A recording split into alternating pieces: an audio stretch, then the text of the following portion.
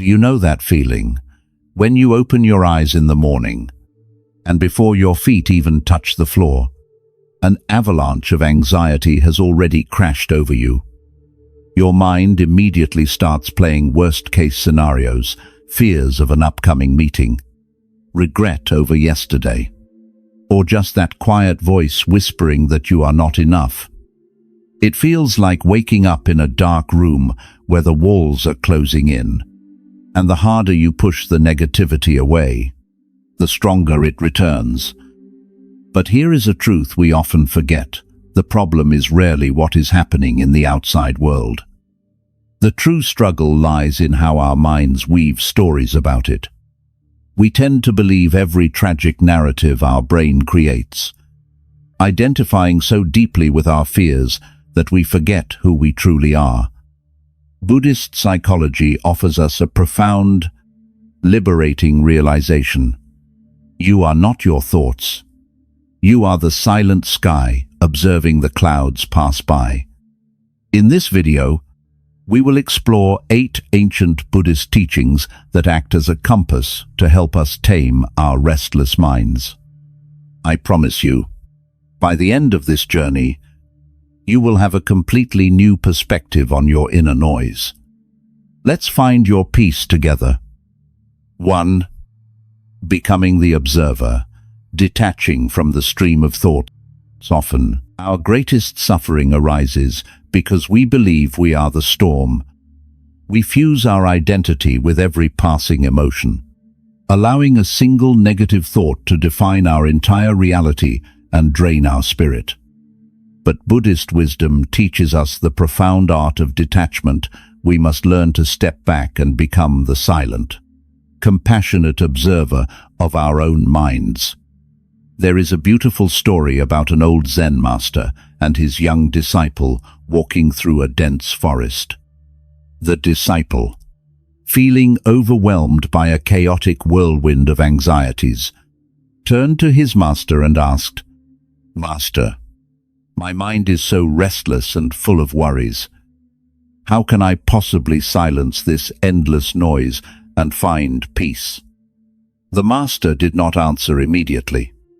Instead, he pointed to a nearby stream that had just been crossed by a herd of wild pigs and asked the young boy to fetch him a glass of water. The disciple filled the glass, but the water was thick with dark mud and swirling debris. Disheartened, he brought it back and said, "Master, it is too dirty to drink. I should throw it away." The master smiled gently and replied, "Do not throw it away, and do not try to forcefully filter it. Just place it on this rock and observe." The disciple sat in silence, watching the glass.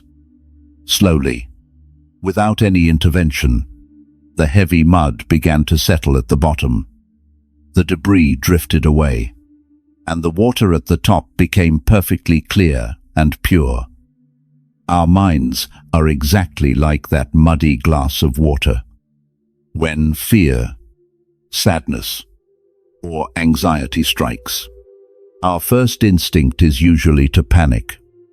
We desperately try to fix our feelings, fighting the negative thoughts and trying to aggressively force them out of our heads. But fighting your own mind is like stirring that muddy water with a spoon. The more you struggle to chase the darkness away, the murkier and more turbulent your inner world becomes. True emotional peace does not come from controlling the storm. It comes from standing still and allowing the mud to settle on its own. How can we practice this in our daily lives? The secret lies in a simple yet deeply healing technique called labeling. The next time a heavy wave of anxiety washes over you, do not resist it. Instead, take a deep breath, step back, and gently give it a name. Whisper to yourself, "This is just a thought of fear," or "This is a feeling of sadness." By doing this, you instantly create a safe, healing distance between who you are and what you are experiencing. You remind your soul that the thought is just a passing cloud, not the entire sky. But what happens when that cloud refuses to pass? How can we remain a calm observer when the mind insists on repeating an endless loop of sorrow, dragging us back into the dark again and again? 2. Breaking the loop, stepping off the well-worn path. Have you ever noticed how negative thoughts rarely arrive just once? They tend to circle back, echoing in our minds like a broken record, playing the same heavy melody of doubt and fear over and over. When a painful thought repeats itself constantly, we instinctively begin to accept it as the absolute truth. But Buddhist teachings reveal a gentle yet eye-opening reality. Repetition is not proof of truth. It is simply a sign of a deep, unconscious habit. There is a famous Zen parable that perfectly captures this feeling of being out of control. Picture a man riding a horse that is galloping frantically down a dusty road. The rider is holding on for dear life, his face pale and strained as the horse wildly charges forward. A friend, standing by the side of the road, sees him rushing past and shouts, "Where are you going in such a hurry?" Looking back with a desperate, exhausted expression, the rider yells, "I have no idea," asked the horse. In our daily lives, that wild, directionless horse is our own habitual mind, and we are the weary rider. How often do we let our runaway thoughts drag us into spirals of overthinking, carrying us toward destinations of anxiety and sorrow that we never consciously chose? We are pulled along the deep, familiar grooves that years of conditioning have worn into our brains. When your mind tells you that you will fail, or that you are unworthy of love, it is not delivering a profound truth about your soul. It is merely running down a well-worn mental trail because that is the easiest, most familiar path for it to take. To heal, we must gently but firmly take back the reins. You cannot stop a galloping mind by simply arguing with it. Fighting a thought with another thought only creates more mental momentum. Instead, you must break the cycle through conscious, physical grounding. The moment you realize your mind is spiraling into negativity, pause. Radically interrupt the mental loop with a deliberate physical action. Stand up, stretch your arms toward the sky. Take a slow, mindful sip of water, or step outside to feel the breeze on your skin. By shifting your physical state, you send a clear, powerful signal to your brain. We are not riding down this dark path today. This simple act of disruption strips the negative loop of its power over you. Yet, breaking the loop is only the first step of our healing journey. Once you have gently halted the wild horse of your mind, you cannot simply stand still in the middle of nowhere. We must find a safe sanctuary to rest and recover.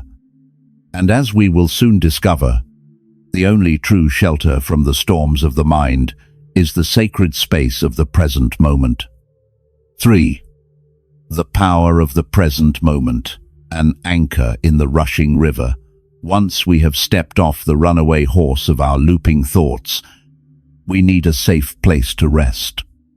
We often search for peace in the promise of a better tomorrow or the resolution of our past. But the only true sanctuary we ever possess is this very second. The present moment is the ultimate antidote to anxiety, because anxiety simply cannot survive in the now. To understand this profound truth, we look to one of the most beloved Zen parables. Imagine a man walking through a wild field who suddenly encounters a ferocious tiger. Terrified, he runs, but the beast chases him to the edge of a steep cliff. With no other choice, he climbs down a thick vine, dangling dangerously over the abyss. As he looks down, he sees another tiger waiting at the bottom, roaring fiercely. And just when he thinks it cannot get any worse, two mice, one black and one white, representing night and day, begin to gnaw at the very vine he is clinging to. His situation is utterly hopeless. Death seems imminent from above, below, and within the inevitable passage of time. But right in that terrifying moment, the man notices a single, wild strawberry growing from the cliff face, just within his reach. Holding the vine with one hand, he plucks the strawberry with the other and places it in his mouth. How sweet it tastes! Why did the man not freeze in terror? Because in that exact, singular fraction of a second, the tigers were not biting him, and the vine had not yet snapped. In that sliver of time, he was perfectly alive. Anxiety and suffering act exactly like those tigers. They feed relentlessly on our heavy regrets about the past and our terrifying projections of the future. But if you strip away what happened yesterday and what might happen tomorrow, you will find a quiet miracle. Right here, right now, in this exact breath, you are okay. You are safe. How can we taste our own strawberry when life feels overwhelming? You must learn to drop an anchor into the present. Whenever the tigers of worry begin to roar in your mind, do not fight them in the realm of thoughts. Instead, shift your entire awareness to your physical senses. Feel the solid ground supporting your feet. Notice the gentle rise and fall of your chest. Savor the comforting warmth of the coffee cup in your hands or the cool morning breeze against your skin. By anchoring your attention to these simple tactile sensations, you starve anxiety of its oxygen. Finding peace in the present is a beautiful, life-saving refuge. However, taking shelter in the now does not mean we should build a wall to hide from our deepest pain. True healing requires courage, because being present does not mean running away from the inner wounds that are still quietly bleeding. 4. Discovering the roots, shining a light into the shadows, finding refuge in the present moment provides us with the stillness we need. But true healing requires us to go one step further. Anchoring in the now does not mean burying our past or turning a blind eye to the wounds that are still quietly bleeding. Eventually, to truly stop our negative thoughts, we must be brave enough to look inward and face the deep-seated fears that create them. There is an ancient story about a stray dog who wandered into a magnificent temple, unaware that its walls were lined with 1,000 mirrors. As the dog stepped inside, he suddenly saw 1,000 other dogs staring back at him. Terrified by this perceived threat, he bared his teeth and growled. Instantly, the 1,000 dogs in the mirrors bared their teeth and growled back. Panicking, the dog began to bark furiously, snapping and fighting the invisible enemy from every direction. He battled relentlessly until, entirely exhausted, he collapsed on the cold temple floor. The poor dog never realized that there were no enemies. From the very beginning, he was only ever fighting his own reflection. How often do we act just like that dog when we are consumed by anger, jealousy, or overwhelming anxiety? We believe we are fighting a harsh, unforgiving world. But Buddhist wisdom gently reminds us that our external negativity is often just an illusion, a reflection of our own unhealed trauma. The monsters we fight are usually the shadows of our past, the childhood wounds we ignored, the heartbreak we never fully processed, or the heavy expectations that crushed us. When we attack the world, we are simply projecting our own inner pain onto the mirrors of life. So, how do we stop fighting the mirrors?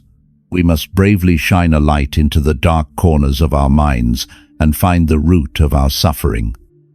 However, you should not face this darkness barehanded. One of the safest ways to explore your inner shadows is through the practice of free writing or journaling. When a wave of negativity hits, take a pen and paper and let your mind pour onto the page without judgment or filter. Ask yourself, what is this fear actually trying to protect me from? By writing it down, you take the nameless terror swirling in your head and give it a physical form. You pull the monster out from the dark basement, only to realize it is often just a frightened, wounded part of yourself.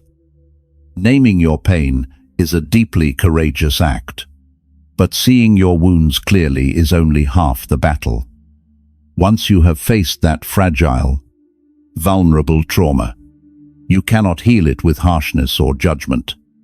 At that pivotal moment, the only thing that can truly save us is the profound grace of compassion. 5. Compassion, becoming your own closest friend. Once we have bravely illuminated the darkest corners of our minds and faced our inner wounds, we often encounter a harsh, unexpected enemy, our own judgment. Seeing our flaws, our past mistakes, and our unhealed traumas can trigger an overwhelming sense of shame. We punish ourselves for not being perfect, believing that ruthless self-criticism will somehow push us toward growth. But a tree does not grow stronger by being constantly struck and broken. It thrives only when watered with patience and grace. True healing begins the moment we stop being our own harshest critics and start cultivating deep, unconditional self-compassion. To illustrate this, the Buddha shared one of his most profound and enduring teachings, the parable of the second arrow. One day, he asked his disciples, if a person is walking through a forest and is suddenly struck by an arrow, will they feel pain? The disciples nodded and replied, yes, Lord, they will feel great pain. The Buddha then asked, and if that person is struck by a second arrow in the exact same spot, will the pain not be multiplied again? They agreed that the agony would be unbearable. The Buddha gently explained the true meaning of this.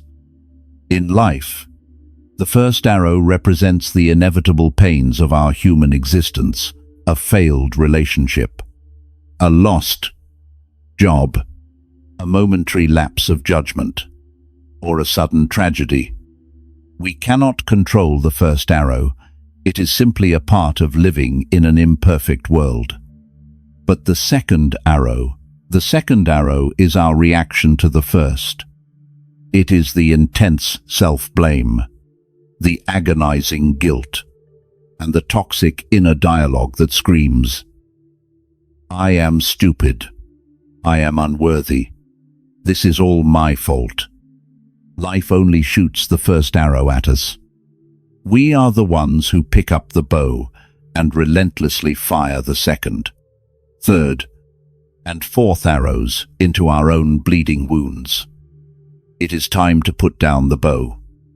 You do not need to endlessly punish yourself to become a better person. How can you practice this in your daily life? The next time you make a mistake and that cruel inner voice begins to speak, take a deep breath and pause. Ask yourself, would I ever say these harsh words to my best friend if they were crying? The answer is always no. You would hold them, comfort them, and remind them that everyone makes mistakes. You must learn to become that dearest friend to yourself. Wrap your own soul in the same gentle, forgiving embrace you so freely offer to others. By treating your own wounds with tenderness, a beautiful transformation occurs. The heavy armor around your heart begins to melt. And as you finally learn to forgive your own imperfections, you will realize that this inner grace naturally extends outward, opening the door for you to truly forgive the world around you. 6. Forgiveness, dropping the heavy stones of the past. When we finally embrace ourselves with deep compassion, a heavy door within our hearts naturally swings open. We realize that just as we are imperfect and deserving of grace, so too is the world around us.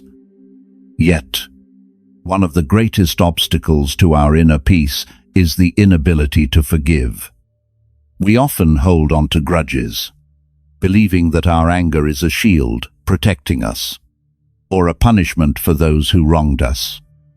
In truth, holding on to resentment is like building a prison of suffering, locking ourselves inside, and handing the key to our captors. To illustrate the liberating power of forgiveness, Buddhist monks often tell the story of two monks traveling together in the pouring rain.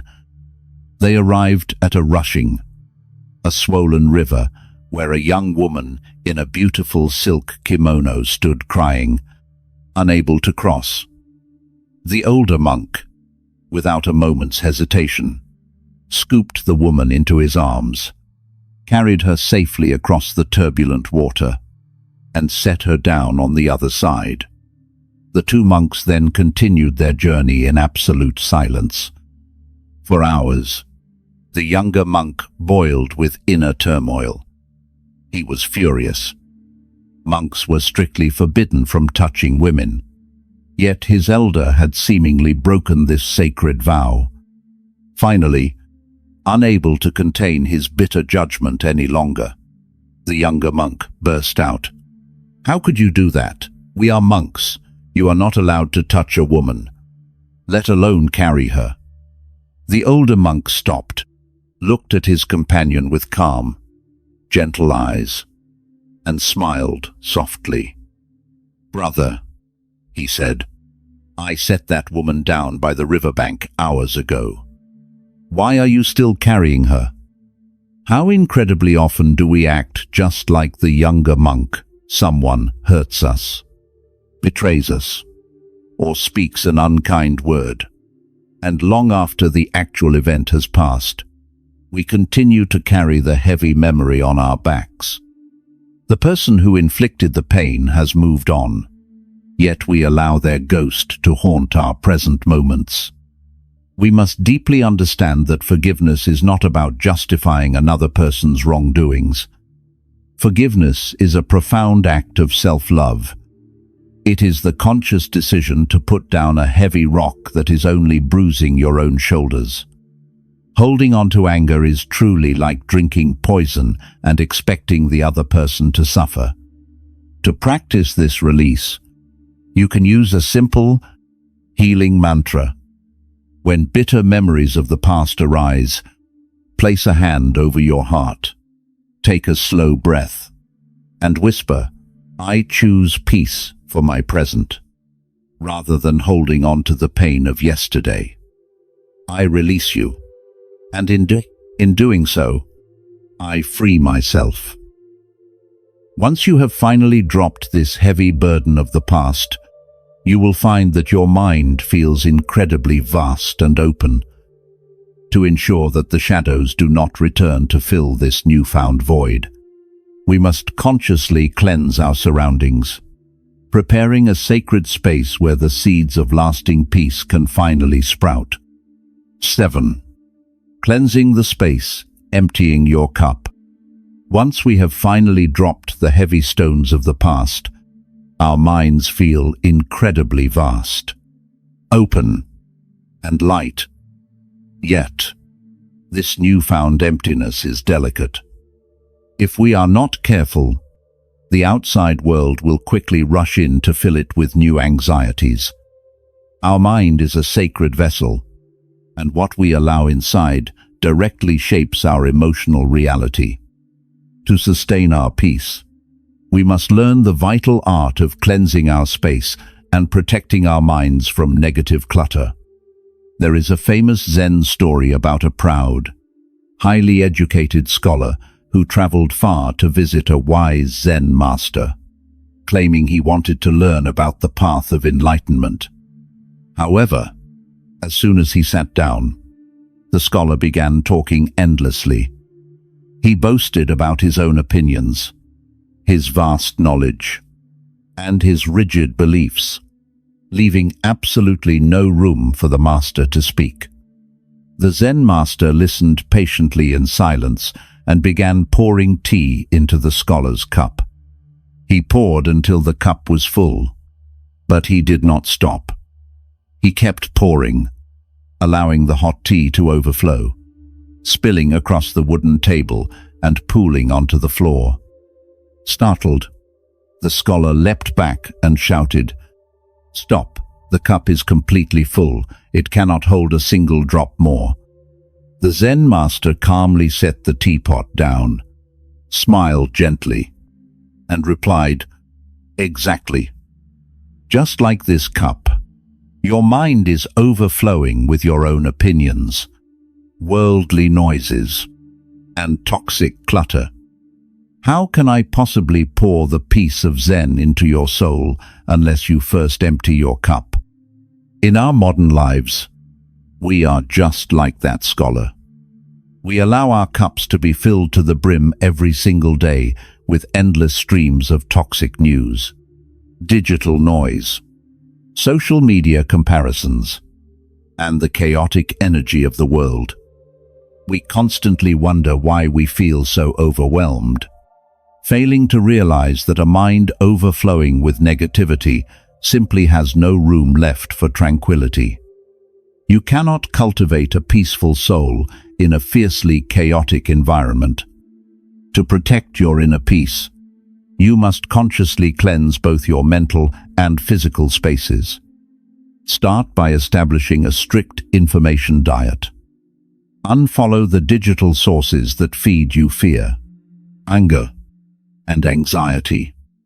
Turn off the endless notifications that drag you away from the present moment. Then, take just a few minutes to declutter your physical surroundings. Clear your workspace. Let fresh sunlight into your room, and create a small, quiet sanctuary where you can breathe deeply. By intentionally emptying your cup, you invite a profound, healing stillness into your life. And finally, when your mind is beautifully clear and your space is purified, you are ready to embrace the highest and most liberating lesson of all, letting go of the illusion of control and learning to flow effortlessly with the river of life. 8. Letting go of control, opening your hand to the universe. Now that we have emptied our cups and cleared the heavy clutter from our minds, we arrive at the final and most profound step of our journey. Even with a quiet mind, a subtle shadow often remains our desperate human desire to control everything. We try to micromanage our futures, our relationships, and the outcomes of our efforts, believing that if we just plan perfectly, we can avoid pain. But Buddhist wisdom gently points out that the universe is governed by impermanence. When we violently resist the natural, ever-changing flow of life, we create our own deepest suffering. To truly understand this, consider how hunters in certain ancient villages used to catch wild monkeys. They did not use heavy iron cages or complex nets. Instead, they used a simple coconut. They would hollow out the coconut, carve a hole just large enough for a monkey's open hand to slip through, and place a sweet piece of candy inside. A monkey would approach, Smell the sweetness. Reach its hand inside and tightly grasp the candy. But the moment it formed a fist, its hand became too large to pull back through the small hole. When the hunters approached, the monkey would panic. It would scream, pull, and frantically struggle to escape. Yet, it would never do the one simple thing that would instantly set it free: let go of the candy. The monkey was not trapped by the coconut, nor by the hunters. It was entirely imprisoned by its own stubborn refusal to let go. How incredibly often do we find ourselves playing the role of that trapped monkey? The sweet candy represents our rigid expectations and our relentless illusion of control. We cling tightly to a relationship that has run its course, a job that drains our soul, or an exact timeline of how our lives should look. We believe that holding on fiercely will guarantee our safety. But the truth is, grasping at life is like holding a handful of dry sand. The tighter you squeeze your fist in fear, the faster the sand slips through your fingers. If you simply relax your hand and leave your palm open, the sand will rest peacefully right where it belongs. The ultimate practice of detachment does not mean you stop caring or stop trying. It simply means you do your absolute best, and then bravely surrender the outcome. Plant the seeds of your dreams with love. Water them with dedicated effort, but release the desperate need to control exactly how and when they will bloom. Trust that the universe has a rhythm far wiser than our anxieties. When you stop resisting and start flowing with the natural current of life, the heavy chains of anxiety simply dissolve. You finally realize that true, lasting peace always begins with that single, courageous act of opening your hand. As we reach the end of this journey, please remember that finding inner peace is not a final, perfect destination. It is a gentle, daily practice. There will be days when your mind is as clear as a tranquil lake, and there will inevitably be days when the dark clouds of anxiety return. When those storms arrive, do not punish yourself. Do not view it as a failure. Instead, patiently return to these teachings. Breathe, observe, forgive, and gently open your hand. Healing is not a straight line. It is a profound journey of walking with awareness and treating yourself with endless grace every single day. If these words brought a moment of stillness to your heart today, I invite you to share this video with someone who might be silently fighting their own mental battles in the dark.